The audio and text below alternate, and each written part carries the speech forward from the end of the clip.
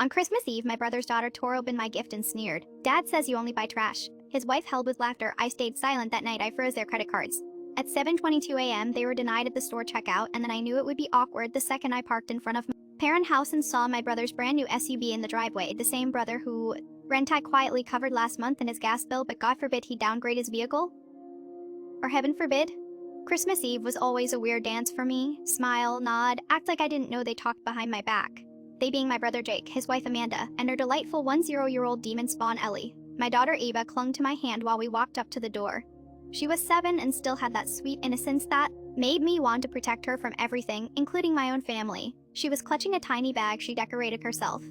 Inside was a clay snowman she made for Grandma. It looked like it had melted in a microwave, but it was cute because she made it. My parents answered the door like they always did. Too cheerful, my mom's eyes scanned the gifts in my hands and she made her usual little hum. No, hello, just that disappointed hum. Like she was expecting more inside. Jake was already parked on the couch. Beer in hand like he lived there. Amanda sat beside him scrolling through her phone, occasionally throwing glances toward me like I smelled bad. Ellie sat in the middle of the living room, surrounded by a mountain of gifts, none of which she waited to open. I placed my modestly wrapped boxes under the tree. My gifts weren't flashy, but I took time to pick them out. Thoughtful stuff I could afford. After helping keep Jake's lights on, I gave Ellie her gift, a coloring set with watercolor pencils, sketchbooks, and a DIY jewelry kit. She ripped it open and immediately turned up her nose. Dad says, "You only buy trash?" Silence. Except for Amanda's laughter, he actually laughed loud, echoing like her daughter just told the joke of the year. Jake didn't say a word, just grinned at me like we were back in high school and he'd shoved my face in the snow. My parents, nothing, not a word. My mom blinked like she was unsure whether to scold Ellie or agree with her. My dad looked at the ceiling. I didn't say anything, just stood there. Ava squeezed my hand and looked up at me, confused. That night I waited until I was back in my room at their house. Yes, their house, because they insisted we all stay over. I opened my laptop and logged into the joint account I used to manage Jake's bills. Frozen every card, turned off autopay, changed passwords, closed the emergency line of credit they used just in case. At exactly 7:22 a.m. the next morning, while I sipped my coffee and watched Ava quietly play with her dolls, Jake and Amanda were being humiliated at the checkout counter of whatever overpriced toy store they ran to last minute. My mom barged into the living room with her phone in hand, face red, asking if I'd messed with Jake's accounts. I didn't answer. Instead, I turned to Ava and asked if she wanted to go for a walk before breakfast. She nodded. I left the room without another word. We didn't walk far, just around the block. It was quiet except for the snow under our boots. Ava held my hand without saying much, but I could tell she was thinking about what Ellie said. She eventually looked up at me and asked softly, "Why did she say your gift was trash?" I didn't know how to explain cruelty that gets passed down like heirlooms. How it starts with parents making excuses and ends with kids thinking it's okay to humiliate others. So I just said she was wrong. When we got back to the house, the tension hit us like heat from an oven. Amanda was pacing in the hallway with her phone on speaker, berating some poor customer service rep at her bank. Jake was sitting at the kitchen table with his head in his hands. My dad stayed parked in his usual spot, flipping through the paper like nothing unusual was happening. And my mom, she had the nerve to greet me like I just burned down the tree. "Tommy, did you do something to their cards?" I didn't even pretend to play dumb. I just said yes and walked past her. Ava went to the basement to play with her dolls, and I sat on the edge of the guest bed feeling my heartbeat settle. A few minutes later, Jake came in. No yelling, no drama, just this smug little half smile, like he was daring me to back down. "You froze the accounts?" "Yeah, and the line of credit gone." He didn't say another word, just left the room. I heard Amanda's voice rise from downstairs, something about fraud, legal action. How this was financial abuse. I smiled for the first time that day at breakfast. My mom acted like nothing happened. She served pancakes and asked if I still planned on going to the candlelight service. I ignored her. My dad made a point of saying nothing at all. Ava barely touched her food. She kept her eyes down the whole time, quiet and careful. I hated that. Later, I went to the kitchen to get Ava a snack, and I overheard them, my parents whispering like they were teenagers talking trash in a locker room. She didn't have to make a scene. My mom said she always turns everything into some drama. My dad replied that was the moment I stopped tiptoeing. I walked right in and asked. They thought Ellie came up with that insult by herself. They didn't answer. I asked if it ever occurred to them that maybe Jake had been feeding her that garbage and they just let it slide because they always let it slide, still nothing. Then I told them the part they never wanted to know. I've been paying their mortgage. The look on their faces would have been funny if it didn't feel so pathetic. My mom blinked. My dad went pale. Every month I added, "While you sat here bragging about how Jake's getting back on his feet, I've been keeping his lights on, buying Ellie's school supplies, and covering the groceries Amanda posts about like she paid." Forced them. My mom tried to say something about me being harsh. I stopped her. "You want to talk about harsh? Ellie humiliated me in front of everyone, and you laughed." They didn't deny it that night. I kept to myself. Ava and I stayed in the room and watched an old movie on my laptop while the rest of them stormed around like they were the victims. Ava leaned against me and whispered, "I'm glad it's just us." I almost cried because for the first time I understood it fully. Family isn't who shares your name. It's who shares your silence, your small moments, your trust, and for me that was Ava. The rest they were just noise I'd been carrying for too long. They were gone when I woke up. Not a word to anyone, no goodbye, no awkward apology. Not even a passive-aggressive comment, just gone. Jake and Amanda had packed their bags sometime before sunrise and left Ellie behind with my parents. Apparently, their real family emergency was figuring out how to survive without my money. I found Ellie in the living room sitting too close to the TV with a bowl of dry cereal. No one had even bothered to help her with breakfast. My mom was in the kitchen pretending everything was normal, umming like she was starring in some Hallmark movie. My dad was on the back porch smoking a cigar. He always claimed he gave up. No one mentioned what happened the day before. I started packing quietly, just Ava's clothes and the few things we brought. My mom noticed and asked if we were leaving early. I didn't explain, I just said yes. She followed me out to the driveway holding a cup of coffee like we were having a casual chat. You know, she said your brother's going through a hard time. Maybe you could have handled things differently, maybe. I said, but I didn't. She frowned like I just disappointed her for the 100th time and turned around without another word. No hug for Ava, no goodbye, just walked back inside like she had laundry to do. Ava and I drove home in silence for a while. She looked out the window and asked if I could put up our own decorations even though Christmas was almost over. I told her we could leave them up all year if she wanted. She smiled and said, just us next time? Okay, that's when I decided no more invitations, no more splitting holidays. Showing up with carefully picked gifts only to get sneered at or ignored. I wasn't doing it anymore. I wasn't going to raise Ava in that kind of environment where the loudest, rudest people always got excused, and the quiet ones were expected to carry the weight. We stopped at a little shop on the way back and bought string lights and a few purple ornaments. Ava picked out a tiny plush reindeer and named it Pancake for no reason. We laughed the whole ride home that night. After she went to bed, I checked my phone. Dozens of missed texts and calls. Jake, we get it. Okay, can you unfreeze the accounts now? We've got bills, Amanda, you're punishing us for something. A child said, you need help. Mom, I know this has been hard for you, but don't throw away your family over pride. Jake needs you. Ellie needs stability right now. Stability, they used that word like I hadn't been the only reason they had it in the first place. I didn't respond instead. I opened the banking app and began shutting everything down for good. Closed the joint savings, canceled the automatic transfers, removed myself from every connection I had to their mess. Then I went a step further. I contacted the landlord of Jake's rental. Turns out I was still listed as a co-signer on the lease, something I forgot I even agreed 2 years ago. I sent the paperwork to remove myself. The next day Jake called, I let it ring. He left a voicemail. This isn't funny anymore. They're saying we could be evicted. You want Ellie to be homeless? Is that what you want? I played it twice, not because I felt guilty. I wanted to remember the tone in his voice. It hit him. The free ride was over. Ava and I spent the day putting up the lights around the apartment. She insisted they go around the windows, and when we were done, she turned off all the lamps just to watch them glow. We sat on the floor eating microwave popcorn and watching an old cartoon, and she leaned against me and said, this is the best Christmas. And somehow it was no fake smiles, no insults hidden behind laughter, no pretending, just the two of us finally in peace. I hadn't heard from Jake or Amanda in 5 days. The longest silence from them in years, no texts, no voicemails, no guilt trips, just blissful quiet. Ava and I had fallen into a rhythm. Morning cartoons, afternoon crafts, dinners, just the two of us for once. Our lives felt like they actually belonged to us. Then, on a rainy Thursday morning, I got a call from a number I didn't recognize. Is this Tommy Turner? Yes, speaking. This is Donna with the district's billing office. We're calling to follow up about the outstanding tuition balance. Ellie Morris. I froze. She continued like this was a routine call, like she hadn't just sucker punched me. You're still listed as the responsible party. We sent 2 notices but haven't received a payment. I said I didn't sign up for anything for Ellie. Well, she said, clearly trying to stay polite. You're listed on the application. There's a signature. The call ended with her promising to email me the scanned enrollment form. 10 minutes later, it hit my inbox. There was my name, my full name, but the signature wasn't mine. The handwriting was Amanda's.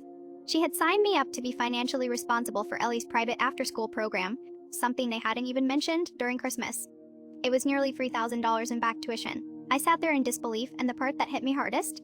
I hadn't even blinked when I first heard the amount. That's how used to being exploited I had become.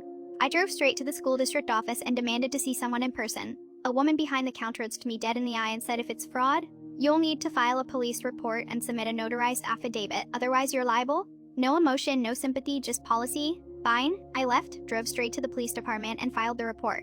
The officer looked over the documents and asked if I was willing to press charges. Yes, I said without hesitation. They did this on purpose. That night, I got the first angry message. Amanda, are you actually serious with this school thing? You could have just told us. Then another Amanda, it was a mistake. Tommy, why are you being vindictive?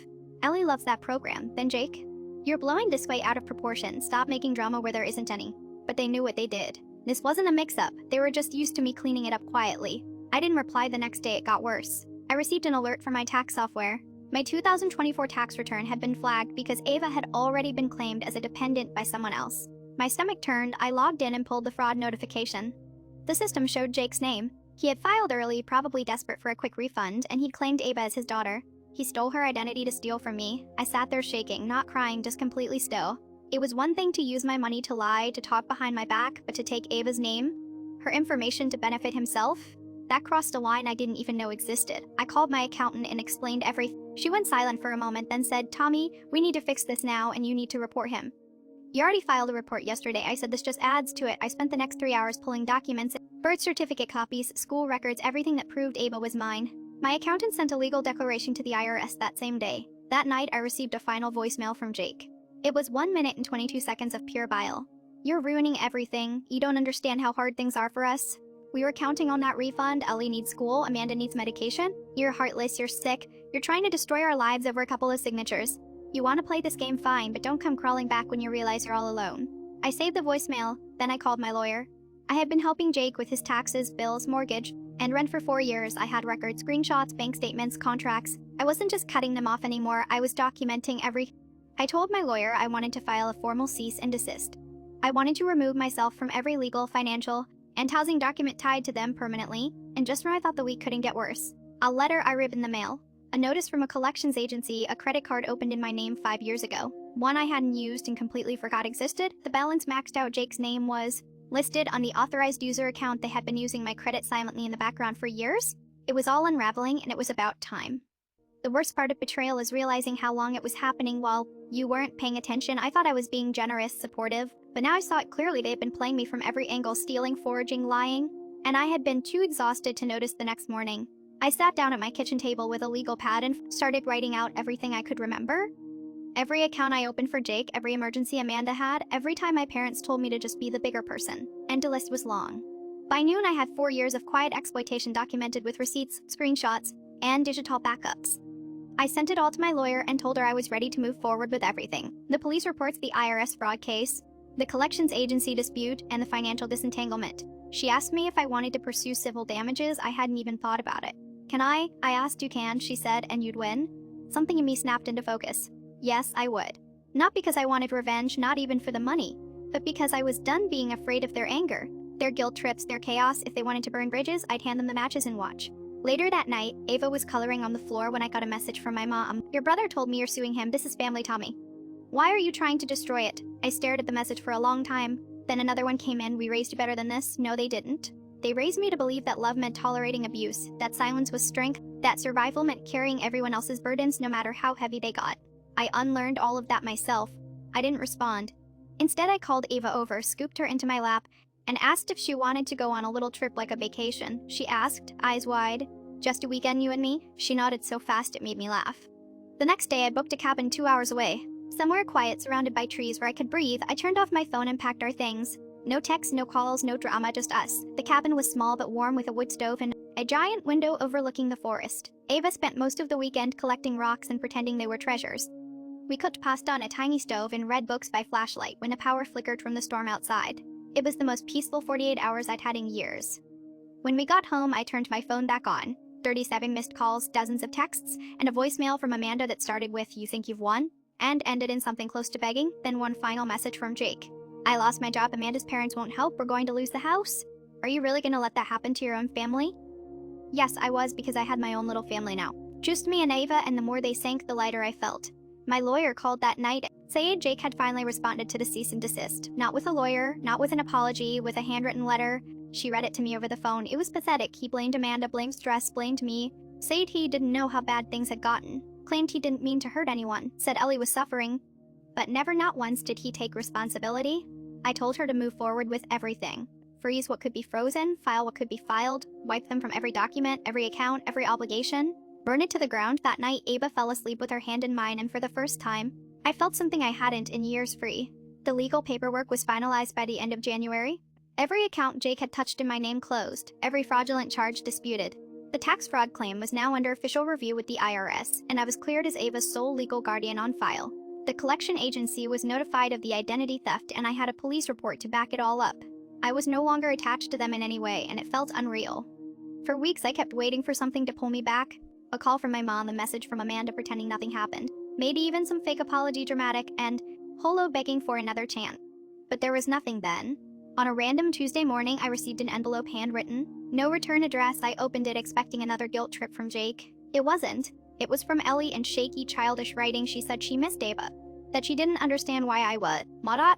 Her parents said her dad said I was being mean, but she remembered I used to make the best grilled cheese. She asked if Ava could come over for a sleepover soon. I read it twice and then I cried because beneath all the anger, Rakaja, there was still a kid caught in the middle, still learning who to be loyal to. And I knew she was just repeating what she heard at home, but it still hurt because she was just a kid. A kid I used to buy art supplies for, a kid I used to help with her homework when Jake, Amanda were too busy arguing in the other room. I didn't respond. I folded the letter and put it in a drawer. Not because I was holding on to hope, but because I needed the reminder that forgiveness and access are two different things. You can forgive someone quietly from a distance. You don't owe them your peace. You don't owe them your presence. The next week, Ava's school had a family day. Arts and crafts, face painting, those little cups of lemonade that cost too much. I watched her paint a cricket heart and write mom in the center in purple glitter. She looked up at me with that toothy grin and said, "It's you and me forever." Right. After everything I lost this year, I gained one thing I didn't even know I was missing.